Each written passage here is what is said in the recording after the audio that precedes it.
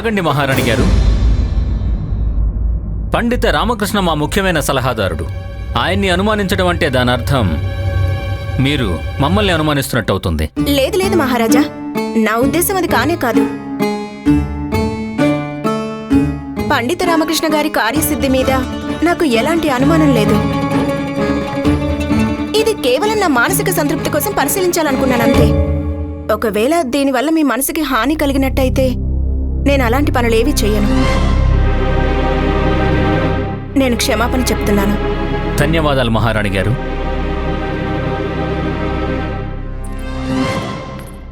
పండిత రామకృష్ణ గారు, చెప్పండి మహారాజా. మొదలు పెట్టండి. పేర్లు తీయండి. పండిత రామకృష్ణ గారు, మీరు ఈ పత్రాల్లో మా పేరు కూడా రాశారా?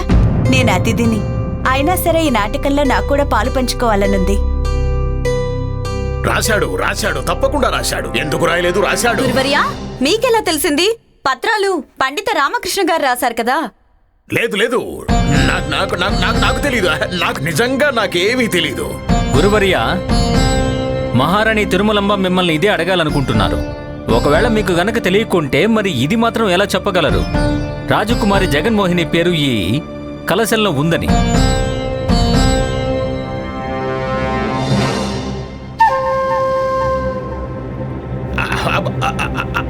అది నాకు తెలుసు మహారాజా, నాకు తెలుసు. కానీ రామకృష్ణ పండితుడు గారి ఈ ప్రయత్నానికి ఘనత నేను తీసుకోవాలనుకోవడం. అందుకే నేను అలా అన్నాను. అవును అవును మహారాజా, నేను గురుదేవుల మార్గదర్శకంలోనే ఈ పత్రాలని తయారు చేశాను. అలాగే ఆయన మార్గదర్శనంలోనే ఈ నాటకాన్ని కూడా ఏర్పాటు చేశాను. చాలా మంచిది. సరే, కలశాల్లోంచి పేర్లు తీయండి రామకృష్ణ. అలాగే. ఒక్క క్షణం.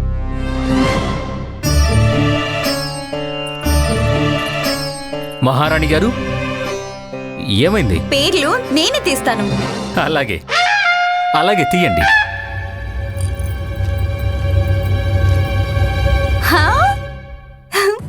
గోవింద్.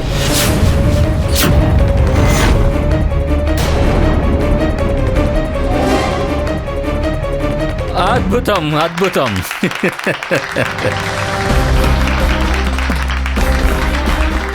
నేను బతికిపోయాను. నేను కూడా తీస్తాను.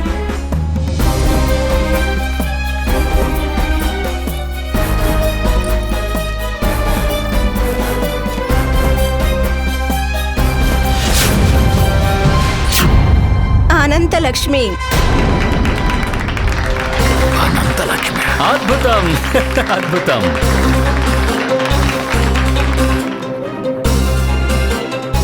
ధన్యవాదాలు ధన్యవాదాలు. ఇది అనుచితం మహారాజా. ఏది అనుచితం గురువర్య? కలశంలోంచి. నేను కూడా ఆశ్చర్యపోతున్నాను గురుదేవా, అసలు ఇది ఎలా సాధ్యం? రామకృష్ణ పండితుడా, నువ్వు నన్ను మోసం చేశావు కదూ? లేదు గురుదేవా, లేదు. కలశాలు మీరే అందరి ముందు ఇచ్చారు కదా, ఇక పత్రాలు కూడా ముందే పరిశీలించారు. పరిశీలించాను, మరి ఎలా సాధ్యమైంది? పండిత రామకృష్ణ, గురువర్య, మీరిద్దరూ ఏం మాట్లాడుకుంటున్నారు? మేము తెలుసుకోవాలనుకుంటున్నాం. నాకు అర్థమైంది. పండిత రామకృష్ణ ఇంకా గురువర్యులు ఏం కోరుకున్నారంటే ఈ పత్రాల్లో మీది అలాగే నా పేరు రావాలని. కానీ వచ్చిందేమో గోవిందు ఇంకా అనంతలక్ష్మిది. అందుకే గురువర్యులు కొంచెం సంతోషంగా లేరు. అంతేనా గురువర్యా? అది నిజమేనా? అవును అవును మహారాజా. అద్భుతం అద్భుతం. మహారాణి గారు, మీరు నిశ్చింతగా ఉండండి. పండిత రామకృష్ణ, మేము మీకు విన్నపం చేసుకుంటున్నాము. ఈ నాటకాన్ని మీరు ఎలా మలచాలంటే అందరికీ ఏదో ఒక పాత్ర వేసే అవకాశం కల్పించాలి. మీ ఆజ్ఞ మహారాజా. అద్భుతం. ఇక మేము సెలవు తీసుకుంటాం. మహారాజు శ్రీకృష్ణదేవరాయల వారికి, మహారాజు శ్రీకృష్ణదేవరాయల వారికి, మహారాజు శ్రీకృష్ణదేవరాయల వారికి. రామకృష్ణ పండితుడా, నీ దగ్గర సాయంత్రం దాకా సమయం ఉంది. ఒకవేళ నువ్వు నీ ప్రాణాలను కాపాడుకోవాలనుకుంటే నీ కుటుంబాన్ని తీసుకుని విజయనగరం నుంచి పలాయనం చిత్తగించు. లేదంటే అటు సూర్యాస్తమయం అయిందంటే ఇక ఇటు మహారాజుకి నేను నిజం చెప్పి తమరి సూర్యుణ్ణి పూర్తిగా శాశ్వతంగా అస్తమయం చేస్తాను.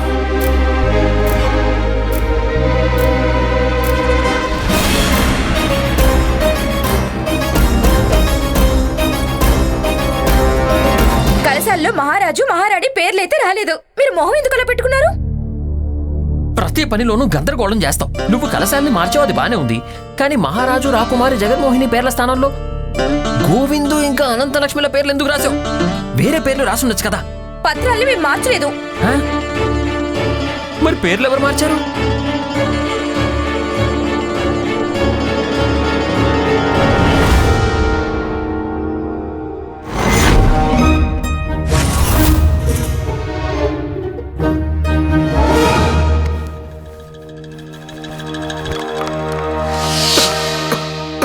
ఏ వరుణమాల, అసలు ఏం చేస్తున్నావు?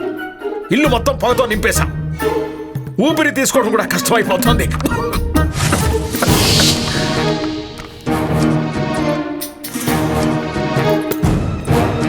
అమ్మా, శారదక్క, మీ ఇద్దరు ఇక్కడేం చేస్తున్నారు? అవును, ఇవేంటి?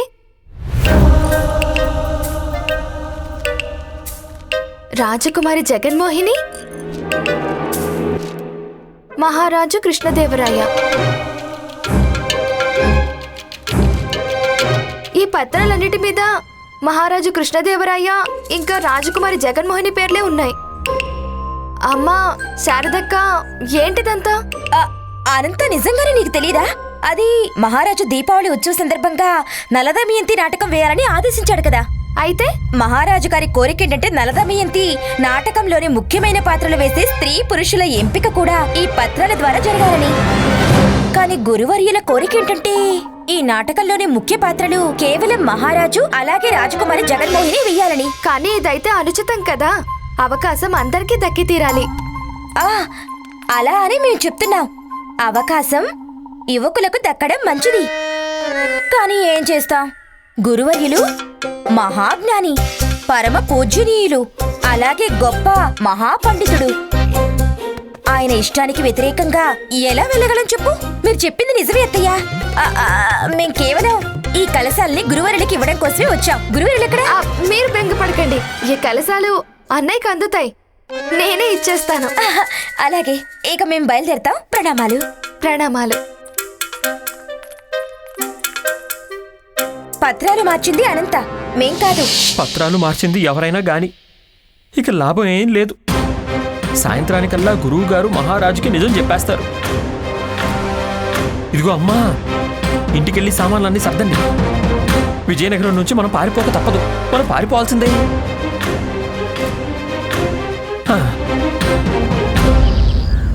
ఇలా చూడు బాబు, తొలి జాము తర్వాత ఇంటికి వచ్చేయాలి, అర్థమైందా? అలాగే, మీరు నిశ్చింతగా ఉండండి. హీరామోతి కొంచెం మేశాక ఆ తర్వాత వీటిని నేను ఎడ్ల బండి కట్టుకొని మీ ఇంటి దగ్గరికే వచ్చేస్తాను. ఇంతకీ పండిత రామకృష్ణ గారు మీరెక్కడికి వెళ్ళడానికి బయలుదేరుతున్నారు? తెనాలి గ్రామానికి. మర్చిపోవద్దు, సమయానికి వచ్చేయాలి, సరేనా?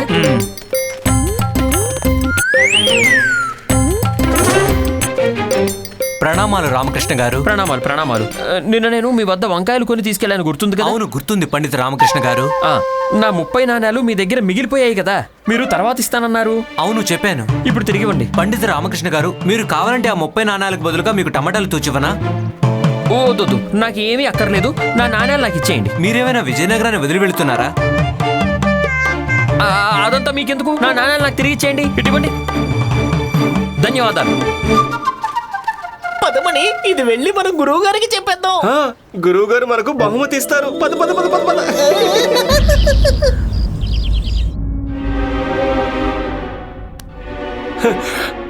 ప్రణామాలు గురుగారు.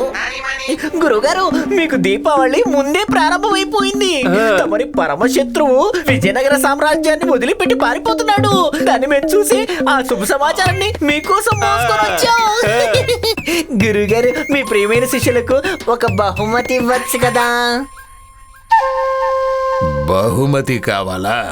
అవును గురుగారు, బహుమతి ఇవ్వక చాలా రోజులైంది గురుగారు. ఇవ్వండి, రోజు ఇచ్చేయండి, ఎలాగైనా ఇచ్చేయండి. రండి, వెళ్ళండి ఇక్కడి నుంచి. గురుగారు మనల్ని కొట్టాడు.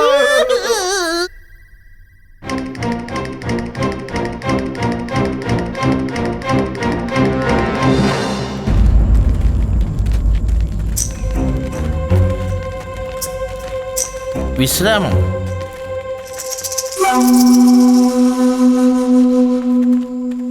ఈ యోధులని పరీక్షించడానికి ఇదే సరైన అవకాశం. దృష్టిగోచరం. ప్రహారం.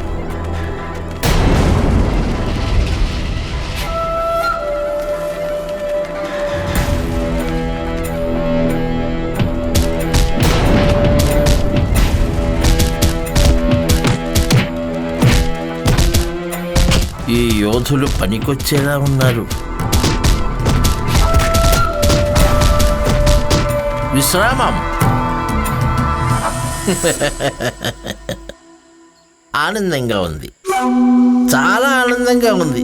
కానీ ఎక్కువ ఆనందం ఎప్పుడు ఉంటుందంటే ఎప్పుడైతే నా ఈ ముగ్గురు యోధులు మీ ముగ్గురితో దెబ్బలు తిన్న తర్వాత పండిత రామకృష్ణ వచ్చి నా కాళ్ళ మీద పడతాడు. ఆ తర్వాత ఏమని అడుగుతాడు? మీకు మాట్లాడటం వస్తేనే కదా. భిక్ష, తనకు ప్రాణభిక్ష పెట్టమని అడుగుతాడు. అప్పుడు ఉంటుంది ఆనందం. అయ్యో ఇదేమిటి? మీరంతా ఇప్పటిదాకా సామాన్లు కూడా సర్దలేదా? ఇప్పటికి తను వచ్చేస్తూ ఉంటాడు. అంత అవసరం ఏమీ లేదు. అయ్యో ఏమిటి అవసరం లేదంటావు? ఈ పాటికే గురుదేవులు నా గురించిన చాడీలన్నీ ఆయనకి చెప్పేసి ఉంటారు. భటులు నన్ను పట్టుకోవడానికి వచ్చేస్తూ ఉంటారు. మహారాజు గారు నన్ను ఊరికో ఎక్కి వేలాడదీస్తారు. మేము ఎలాంటి ఏర్పాటు చేసామంటే గురువర్యులు మిమ్మల్ని అసలు ఏమీ చేయలేడు. ఎందుకు? అంతగా మీరిద్దరూ ఏం చేశారని? మీరు కాళ్ళు చేతులు కడుక్కోండి, నేను వెళ్ళి భోజనం తీసుకొస్తాను. లేదు లేదు, ముందు ఏం చేసావో చెప్పు. మాటలు మాత్రమే నావి, కథనం అత్త ఇది. ఇదిగో అమ్మా, ఆ కథనం ఏమిటి? ఈరోజు రామకృష్ణ పండితుడు నా చేతుల్లోంచి తప్పించుకోలేడు. తను నన్ను మోసం చేస్తాడా? నన్ను మోసం చేస్తాడా? ఇప్పుడు నేను తనని వదిలిపెట్టాను.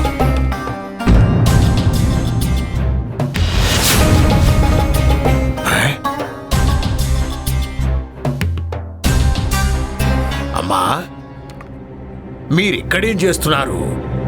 తమరి బాగోగులు తెలుసుకోవడానికి వచ్చాను. నా బాగోగులు బాగానే ఉన్నాయి. ఆ మధ్య మీ మెదడుకి దెబ్బ తగలడం మూలంగా మానసిక సమతుల్యత చెడిపోయిందని విన్నాను. నాకా? లేదు లేదు లేదు. అయితే ఇప్పుడు చెడిపోతుంది, ఎందుకంటే నేను కర్రతో కొట్టబోతున్నాను. అంతగా నేనేం చేశాను? నేనేం చేశానని నన్నే అడుగుతున్నావా? నువ్వు రామాను పదే పదే ఎందుకు బెదిరిస్తున్నావు?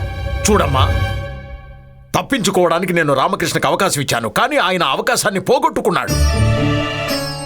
ఇప్పుడు నేనేమీ చేయలేను. నేను మహారాజుల వారికి నిజం చెప్పక తప్పదు. రామకృష్ణను ఇప్పుడు మరణశిక్ష నుంచి ఎవ్వరూ కాపాడలేరు. అలాగే నీ మనసుకి ఏదనిపిస్తే అదే చెయ్యి, కానీ గుర్తు పెట్టుకో, నీది కూడా ఒక రహస్యం ఉంది. అది మహారాజుకి తెలిసి తీరాల్సిందే. నాదా రహస్యమా? నేను మహారాజు పేరుతో ఎప్పుడు ఎవ్వరికి ఎలాంటి అబద్ధపు సందేశం రాయలేదు. సందేశం కాదు గురువర్య, మీరు మొత్తం పత్రికనే రాసేశారు. మొత్తం విజయనగరానికి మహారాజు గారికి తెలియకుండా. పత్రిక? అవును, పత్రిక. ఎలాంటి పత్రిక? సౌదామిని దేవి, రాజగురువు, మహాపండితుడు, మహాజ్ఞాని, పూజ్యనీయులైన తాతాచార్యులు ఒక నర్తకితోనా? చీ చీ చీ చీ చీ చీ చీ చీ. మహారాజుకి ఒకవేళ ఇది తెలిసిందంటే ఆలోచించండి, మీ గతం ఏమవుతుందో. అత్తయ్య, నాకేమనిపిస్తుందంటే మహారాజు ఈయనకు మరణశిక్ష మాత్రం వెయ్యలేడు, కానీ దేశ బహిష్కరణ తప్పకుండా చేస్తాడు. దేశ బహిష్కరణ? ఆలోచించండి గురువర్యా, ముసలితనంలో ఎక్కడెక్కడని ఎదురు దెబ్బలు తింటారు. తమరి నిర్వాకం తెలిసిపోయిన తర్వాత ఏ రాజ్యం కూడా మిమ్మల్ని తమ రాజ్యంలో ఉండనివ్వరు. అర్థమైపోయింది, అర్థమైపోయిందమ్మా, నాకు మొత్తం అర్థమైపోయింది. మీరు కూర్చోండి, కూర్చోండి, మనం కూర్చొని మాట్లాడదాం. కూర్చొని మాట్లాడదాం, కూర్చోండి. కింద కూర్చో. నేను కింద? లేదు లేదు. భయపడిపోకు. ఎవరైతే నా శరణు కోరారో వాళ్ళ నావ తీరం దాటే తీరుతుంది. నిజం చెప్పారత్తయ్య, తీసుకోండి. కూర్చోండి కూర్చోండి, కంగారు పడకండి.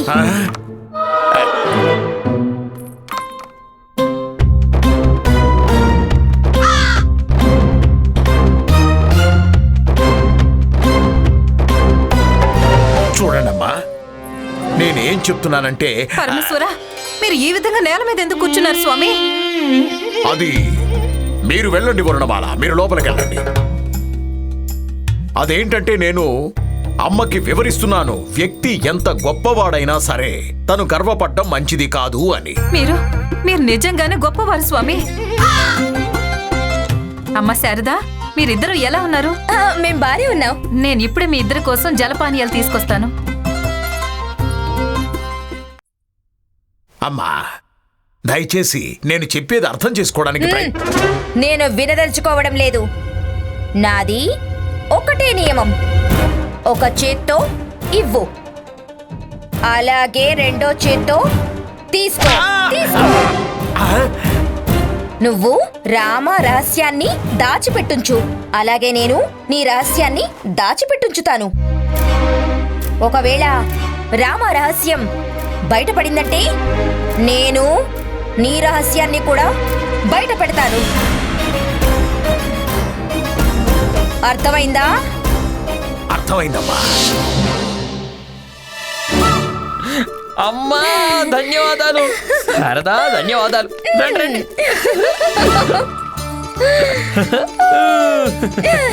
మీ ఇద్దరికి మనస్ఫూర్తిగా ధన్యవాదాలు. మీరిద్దరూ నన్ను కాపాడేశారు. నేనిలా చిన్నప్పటి నుంచి చేస్తూ వస్తున్నాను. అవునవునవునవును. మీకోసం నేను భోజనం తీసుకొస్తాను. అలాగే.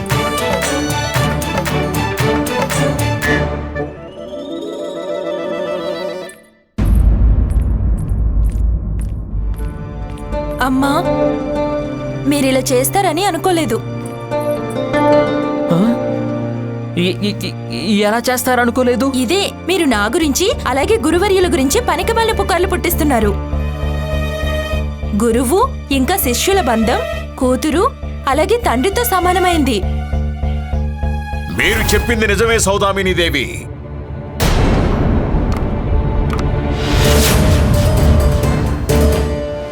మీరు నాతోనే పెట్టుకోవడానికి ప్రయత్నిస్తారా?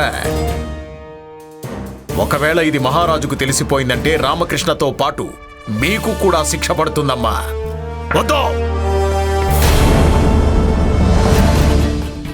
వద్దు, చాలు. ఇప్పుడు నేను మీ కర్రకు భయపడిపోతాననుకోకండి. మీరేమన్నారమ్మా? నేను రామకృష్ణ పండితుడి రహస్యాన్ని దాచిపెడితే మీరు నా రహస్యాన్ని దాచిపెడతారా? నిజానికి సాక్ష్యం కావాలి కదమ్మా. నా రహస్యం నిజమై ఉండి కూడా నిజం కాదు, ఎందుకంటే నా రహస్యాన్ని రుజువు చేయటానికి మీ దగ్గర ఎలాంటి సాక్ష్యమూ లేదు. కానీ రామకృష్ణ పండితుడి రహస్యానికి సాక్ష్యం స్వయంగా ఒరిస్సా నుంచి నడిచి విజయనగరం వచ్చింది.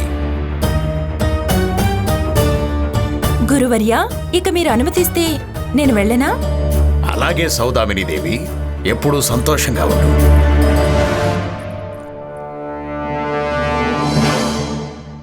అన్నట్టు శారదాదేవి, మీ ఇంటికి అతిథి వచ్చాడు.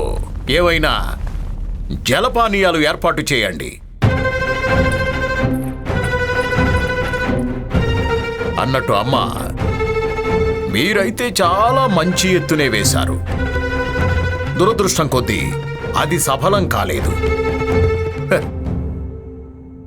ఇప్పుడు చెప్పండి, ఏం చేద్దాం తమరి ఈ కొడుకుని?